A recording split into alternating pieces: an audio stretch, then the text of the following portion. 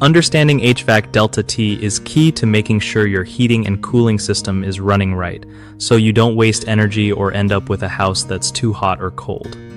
So, when you're checking the Delta T, which is basically the difference between the air temperature going into your system and the air coming out, you gotta make sure everything else is doing its job properly. Like, make sure the system is actually in the mode it's supposed to be, cooling or heating, and that the blower fan is running at full speed. If any part is off, your Delta T reading won't tell you the real story about your system's performance.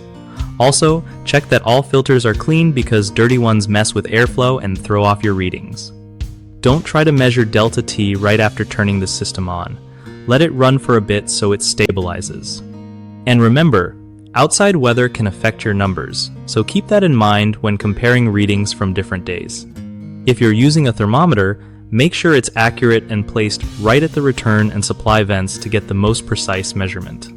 This way, you can figure out if your HVAC system needs some TLC or if it's running just fine.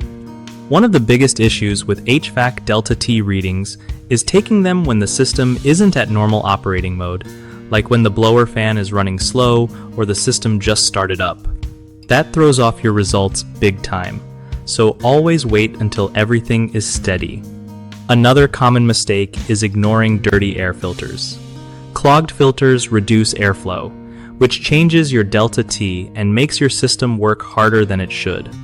Lastly, some folks don't place their thermometers correctly and end up with inaccurate readings. Make sure to put them right at the vents where air actually flows in and out. Fixing these mistakes means you'll get a true picture of how your HVAC is doing and avoid wasting money on unnecessary repairs or energy bills.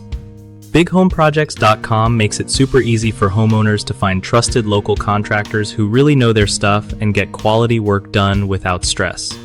If you're a contractor, it's a great way to connect with real customers who need your skills and want honest, reliable service.